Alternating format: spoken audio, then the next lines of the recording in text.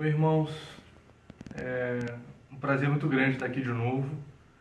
Nosso terceiro estudo sobre Jonas, sobre o livro de Jonas, a profecia de Jonas e as lições que Jonas traz para nós.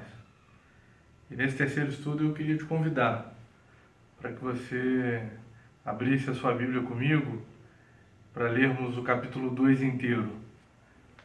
E diz assim a palavra do Senhor: Dentro do peixe, Jonas orou ao Senhor, o seu Deus, e disse: Em meu desespero clamei ao Senhor, e ele me respondeu. Do ventre da morte gritei por socorro, e ouviste o meu clamor. Jogaste-me nas profundezas no coração dos mares, correntezas formavam um turbilhão ao meu redor. Todas as tuas ondas e vagas passaram sobre mim.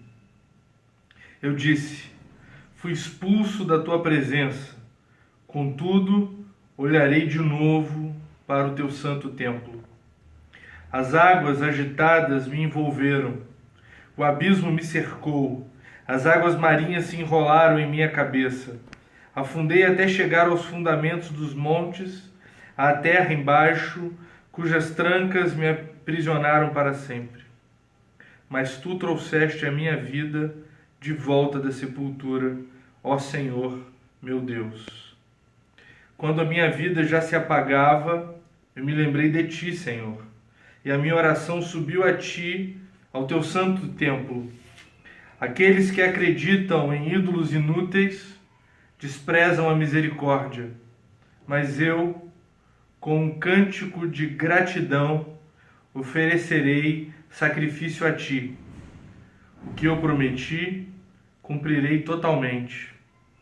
A salvação vem do Senhor. E o Senhor deu ordens ao peixe, e ele vomitou Jonas em terra firme.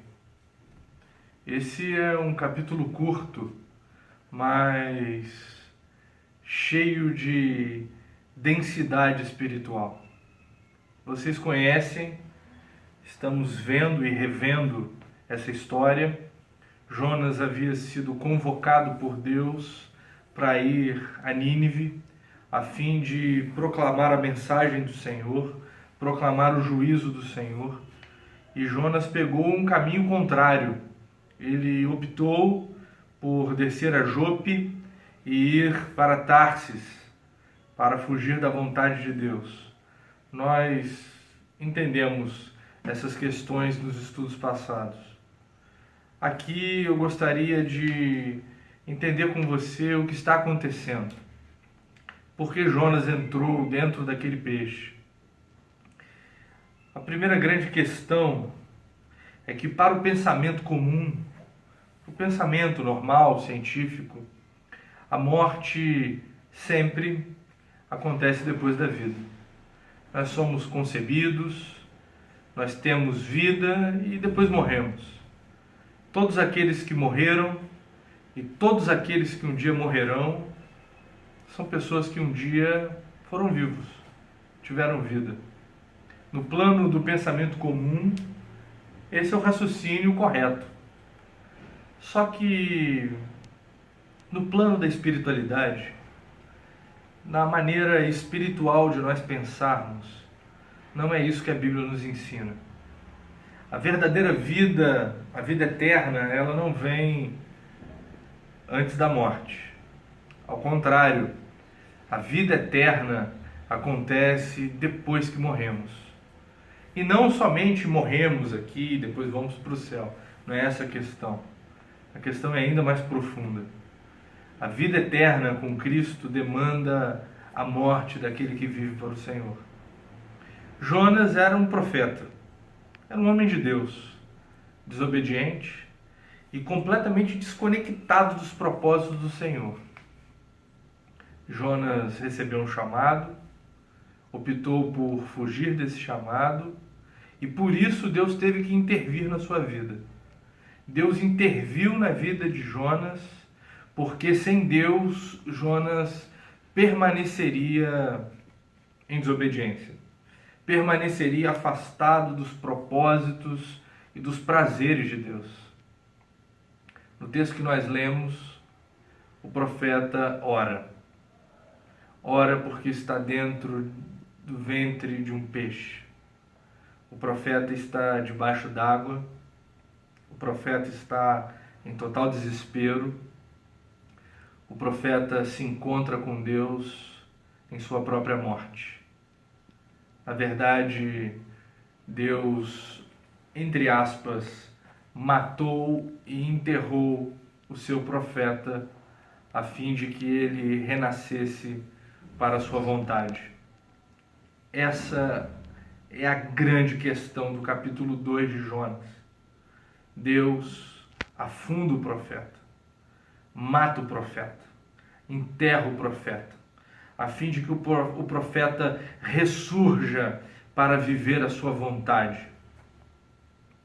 Isso nos faz lembrar as palavras de Jesus a Nicodemos, quando disse que para nós contemplarmos ou entrarmos no reino de Deus, é preciso que nós nasçamos de novo. E para nascer de novo, é preciso que o velho homem morra. É preciso que o eu pecaminoso de todos nós seja aniquilado pelo poder de Deus, a fim de que o Senhor viva em nós completamente e possamos viver a experiência do reino de Deus a partir daqui, dessa vida na terra. Olhando para essas questões, naturalmente nós nos lembramos do batismo. Há algumas semanas atrás, quando nós estávamos em outra série de estudos, nós falamos sobre isso. E o batismo é exatamente isso. Nós afundamos na água a fim de simbolizarmos a nossa morte para o pecado. A partir daquele momento, o mundo, o próprio Senhor, nós mesmos e a igreja contemplam o nosso desejo de não pecar, de viver longe do pecado. E quando nós voltamos das águas, quando nós retornamos para viver uma vida em Cristo. É exatamente isso que acontece com o profeta no capítulo 2. O capítulo 2 é como se fosse um retrato da vida humana debaixo das águas do batismo. Quando o profeta está dentro daquele peixe, ele se converte a Deus e a sua vontade. Não existe conversão, meus queridos irmãos, sem morte. Não é possível, nunca, em hipótese alguma, que nós consigamos viver para Deus sem antes morrermos para nós mesmos. O nosso eu pecaminoso precisa ser aniquilado a fim de que nós vivamos para Cristo. Essa é a grande lição. E há questões que nós precisamos avaliar a partir dessa informação tão preciosa. A primeira é que a nossa salvação é fruto do trabalho e do poder exclusivo de Deus. O profeta desobedece, mas é Deus quem intervém na natureza, é Deus quem move as águas do mar, é Deus quem envia a tempestade, é Deus quem envia o peixe, é Deus quem coloca o profeta dentro do ventre da sua própria morte. Nós não somos responsáveis pela nossa salvação. Deus nos salva. Deus é poderoso. Nós podemos confiar nele. Fazendo um pequeno parênteses, é por isso, inclusive, que nós não precisamos temer em perder a salvação. Porque nós não perdemos algo que nós não temos.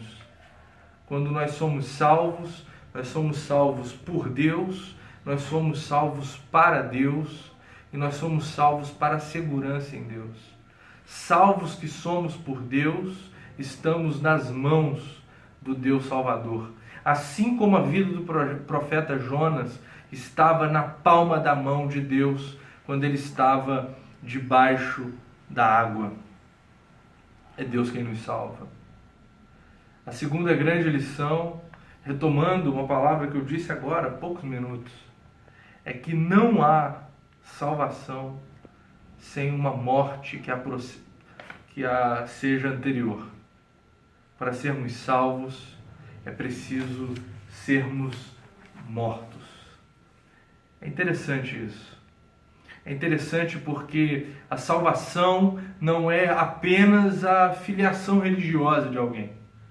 Não é uma questão de religião, de identidade, de cultura, de prática.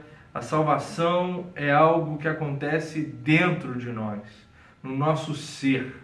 A vida eterna que Cristo nos dá só floresce quando a vida do pecador morre para o pecado. Isso é uma lição preciosa, porque se isso é verdade, e a Bíblia aponta isso como verdade absoluta, então muitas coisas precisam mudar na nossa vida. O pecado precisa deixar de ser um prazer. A prática do pecado precisa deixar de ser um costume. E a vida precisa ser uma vida que aponta para o nosso Salvador. O salvo é aquele que morre, porque a morte precede a vida eterna.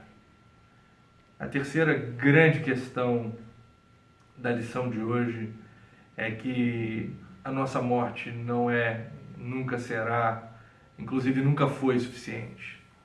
Não basta que nós morramos. Jesus teve que morrer por nós. E quando se trata da relação morte e salvação, a primeira morte, a morte fundamental, não é a nossa, não é do nosso eu pecaminoso, não é das nossas vontades, do nosso ego, não é da nossa prática de pecado, nada disso. A morte principal, a morte que abre a porta para a vida eterna, é a morte de Cristo Jesus, o nosso Senhor, que morreu na cruz do Calvário pelos nossos pecados. A palavra de Deus diz que ele não tinha pecado algum. Ele não precisava morrer. Ele morreu porque quis. Ele tinha poder para impedir a sua própria morte e optou por não impedi-la. E mansamente, em silêncio, como quem se entrega para a morte, ele morreu por nós. Ele morreu pelos nossos pecados. E não apenas morreu, e essa é uma questão central. O centro da fé cristã não é apenas a cruz do Calvário. O centro da fé cristã também é a pedra que rolou para a ressurreição, o túmulo aberto e vazio do nosso Senhor. Ele não está lá. A ressurreição de Jesus Cristo, após a morte dele em nosso lugar, é o que garante para nós vida eterna. Nós só iremos viver para sempre com ele, porque ele escolheu morrer pelos nossos pecados para sempre e ressuscitar pelo poder de Deus no terceiro dia.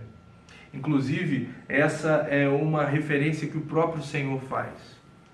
Assim como o profeta Jonas esteve 3 dias no ventre do grande peixe, Jesus ficou 3 dias no ventre da morte para ressurgir para a vida.